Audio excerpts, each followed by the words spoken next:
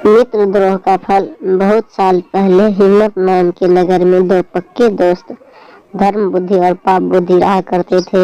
एक दिन पाप बुद्धि के मन में ख्याल आया कि क्यों न दूसरे नगर में जाकर कुछ पैसा कमाया जाए। इतना सोचते सोचते पाप बुद्धि के मन में हुआ कि वो धर्म बुद्धि को भी साथ लेकर जाएगा, जिससे दोनों खूब सारा पैसा कमाएंगे और फिर लौटते समय वो धन बुद्धि से उसका पैसा किसी तरह से हड़प लेगा।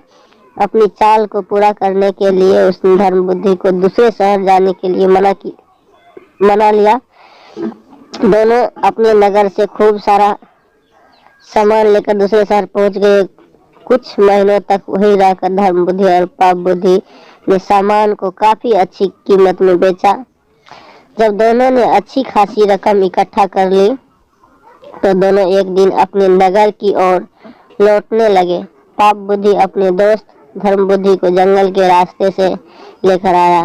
रास्ते पर चलते चलते पाप बुद्धि ने धर्म बुद्धि से कहा, मित्र देखो, अगर हम अपने नगर इतना सारा धन लेकर जाते हैं तो समस्या हो सकती है। चोर इसे चुरा सकते हैं, लोग हमसे जलन का भाव रखने लगेंगे और कुछ उधार भी मांग लेंगे। ऐसे में बेहतर होगा कि हम आधा धन इसी जंगल में छिपा देते हैं। धर्म बुद्धि ने पाप बुद्धि की बातों पर यकीन करके धन को छुपाने के लिए हाँ कर दी। पाप बुद्धि ने गड्ढा खोदकर धन को जंगल में एक पेड़ के पास छिपा दिया। फिर कुछ दिन बाद बिना अपने दोस्त को बताए पाप बुद्धि मौका देखकर अकेले सारा धन उस जंगल से लेकर आ गया। समय बीतता गया और एक दिन धर्म बुद्धि को पैसे की जरूरत पड़ी तो धर्म बुद्धि सीधे अपने मित्र पाप बुद्धि के पास गया और कहने लगे, मुझे पैसों की जरूरत है, जंगल से पैसे निकाल कर ले आते हैं। पाप बुद्धि राजी हो गया और दोनों जंगल की ओर निकल गए। जैसे ही धर्म बुद्धि ने गड्ढा खोदा तो कहा, पैसा न देखकर चौंक गया। इतने में ही पाप बुद्धि ने शोर मचाना शुरू कर दिया और धर्म बुद्धि पर चोरी का आरोप लगाया। हो हल्ला होने के बाद पाप बुद्धि न्यायालय पहुंचा। न्यायाधीश ने सारा मामला सुना तो सच्चाई का पता लगाने के लिए अपनी दिव्य शक्ति से परीक्षा लेने का निर्णय लिया। इसके बाद न्यायाधीश ने दोनों को आग में हाथ डालने का आदेश दिया।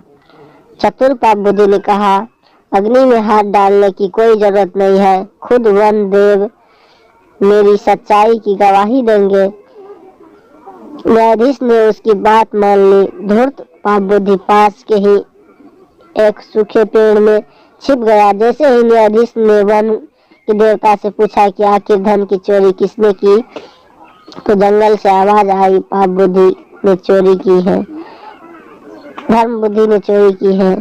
इतना सुनते ही धर्म बुद्धि ने जिस पेड़ की तरफ से आवाज आई उसी पेड़ को आग के हवाले कर दिया। आग लगते ही पेड़ से चिल्लाते हुए पाप बुद्धि बाहर निकला और झुलसी हालत में सारा सच बयां कर दिया। सच्चाई का पता लगते ही न्यायाधीश ने पाप बुद्धि को फांसी की सजा सुना दी और धर्म बुद्धि को उसके पैसे दिलवा दिए। कहानी से सीख, दूसरे के लिए बुरा सोचने वाले के साथ बुरा ही होता है।